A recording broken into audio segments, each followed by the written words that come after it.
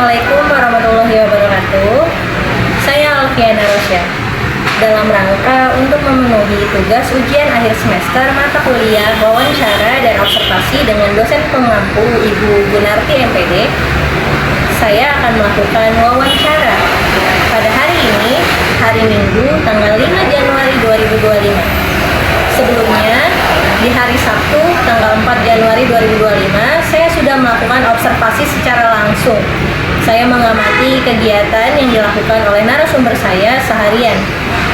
Dan narasumber saya ini bernama Ibu Roslita, berusia 61 tahun. Pekerjaan sebelumnya adalah seorang guru, namun saat ini beliau sudah pensiun. Mari kita lanjut ke sesi wawancaranya. Selamat siang Ibu Roslita.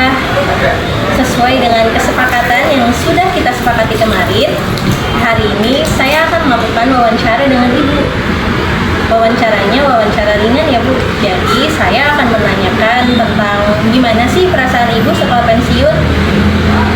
Dimulai dari pertanyaan pertama ya. Bagaimana perasaan Ibu Roslita setelah pertama kali Ibu pensiun? Hal pertama setelah aku pensiun, aku tuh kaget aja. Apa biasanya aku tuh kalau pagi kan seradak seruduk bak lipuk gitu kan. Terus tiba-tiba, gue ngapain ya gitu. Gabut aja. Pertanyaan yang kedua Bu, apakah ada momen-momen tertentu atau kejadian yang membuat Ibu sedih atau membuat Ibu bahagia setelah Ibu pensiun? Hal yang paling sedih sih berpisah ya dengan teman-teman, dengan murid-murid. Terus aku merasa sendirian aja gitu. Tapi hal yang paling menyenangkan, aku gak terlalu terburu-buru gitu. Terus biasanya aku harus bangun jam 3. Ini kadang aku jam 5 bangun kesiangan pun gak ketakutan, gak terburu-buru. Terus bahagianya ya aku free. Kita lanjut ke pertanyaan yang ketiga ya Ibu Roslita. Apa saja perubahan yang Ibu rasakan dalam kehidupan sehari-hari Ibu setelah pensiun? Perubahan sehari-hari setelah pensiun, mungkin dari pola tidur, dari pola makan.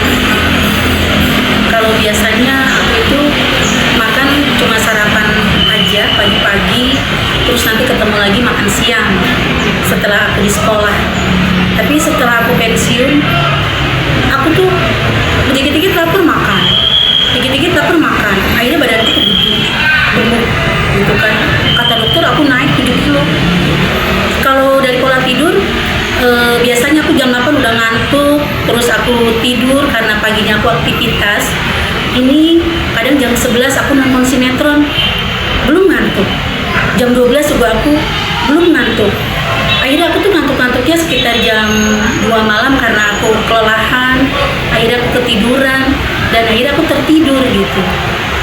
Kalau dari segi pola makan yang biasanya aku cuma makan sehari 2 kali, ini bisa 3-4 kali makan.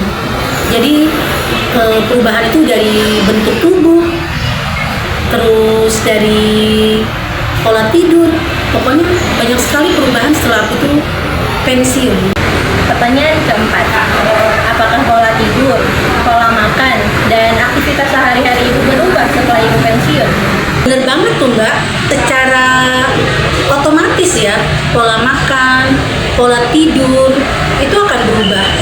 Biasanya aku setiap pagi harus berangkat, ngajar, aktivitas padat, pulang sore.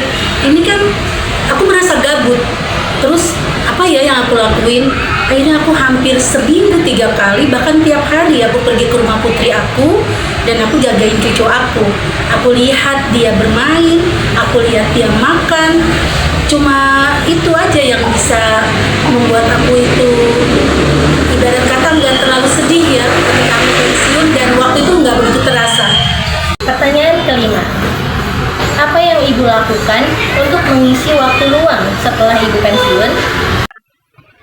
Untuk mengisi waktu luang, seperti yang aku bilang tadi, aku lebih banyak waktu sekarang untuk putri aku, untuk cucu aku. Aku ke rumah dia itu yang dulunya cuma seminggu sekali waktu aku libur, sekarang bisa seminggu 3 kali, bahkan hampir tiap hari gitu. Pertanyaan keenam, apakah setelah pensiun ibu punya hobi baru atau melanjutkan hobi lama? Aku tuh sekarang nggak punya hobi loh, jujur. Aktivitas yang aku lakukan tiap hari itu cuma aktivitas ibu-ibu pensiunan, nenek-nenek gitu loh mbak. Nyapu, ngepel, nyuci, gosok, ke rumah cucu. Baik, kita lanjut ke pertanyaan ketujuh ya Bu. Setelah ibu pensiun, bagaimana hubungan ibu dengan keluarga? Setelah saya pensiun itu, saya bersyukur banget sama Allah karena waktu saya untuk keluarga, untuk putri saya, terutama untuk cucu saya itu jauh lebih banyak. Biasanya saya nengok putri saya itu seminggu sekali, bahkan bisa 2 minggu sekali. Tapi sekarang kalau saya saat di rumah itu bosan, saya tiba-tiba pergi aja ke rumah putri saya ke cucu saya bermain dengan cucu saya melihat putri saya, dan itu saya rasakan bahwa saya sangat-sangat bahagia. Pertanyaan ke-8. Apakah ibu merasa setelah pensiun ibu itu mendapatkan cukup dukungan dari keluarga dan lingkungan sekitar? Saya mendapat dukungan dari lingkungan sekitar karena biasanya mereka teman-teman saya di komplek itu untuk ketemu saya saja sulit karena saya berangkat pagi subuh sebelum matahari terbit dan saya nyampe di rumah itu sekitar maghrib setelah matahari terbenam.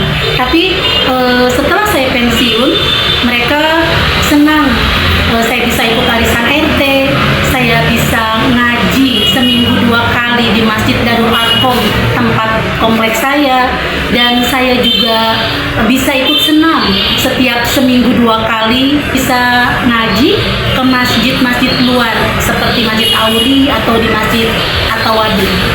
Ya, lingkungan sekitar saya welcome. Baik, kita lanjut ke pertanyaan yang ke-9. Apa tantangan terbesar yang Ibu Roslita rasakan setelah pensiun? Tantangan terbesar aku setelah aku pensiun, aku tuh harus bisa mengatasi bagaimana aku punya kegiatan positif untuk menghilangkan rasa bosan, rasa jenuh. Pertanyaan ke-10. Apa harapan Ibu Roslita untuk diri sendiri, keluarga, maupun lingkungan sekitar Ibu? Harapan aku yang paling terbesar setelah aku pensiun, aku ingin punya tubuh yang sehat, aku harus kuat, aku harus bisa mengisi hari-hariku dengan kegiatan yang positif, yang bermanfaat. Aku menikmati hidup bersama keluarga aku, putri aku, cucu aku, dan bisa bersosialisasi dengan teman-teman aku. Pokoknya mengerjakan sesuatu pekerjaan yang positif buat aku. Baik, Ibu Roslita, apakah ada hal penting lainnya yang ingin Ibu sampaikan pada saya? Nanti akan saya catat. Halo, untuk para pensiunan, dengan pensiun bukan berarti menjadikan kita untuk kita menjadi sedih, kita merasa tua, tapi justru menjadikan kita untuk lebih banyak kegiatan-kegiatan yang positif, kita lebih banyak waktu untuk berinteraksi, bersosialisasi, bahkan kita punya waktu yang banyak untuk keluarga. Kita perlu bahagia. Bahagia itu tidak perlu harus muda loh, tua juga bisa bahagia. Hidup pensiun. Saya rasa nggak ada yang perlu ditambahkan lagi Mbak Alfiana. Menurut saya segitu sudah cukup. Terima kasih banyak Ibu Roslita sudah bersedia menjadi narasumber saya. Terima kasih karena sudah berbagi cerita kehidupan yang bisa menjadikan pengalaman buat kehidupan saya ke depannya. Semoga Ibu sehat dan bahagia selalu ya. Terima kasih sudah menjadikan saya narasumber. Assalamualaikum. Selamat berjuang. Waalaikumsalam warahmatullahi wabarakatuh. Bye.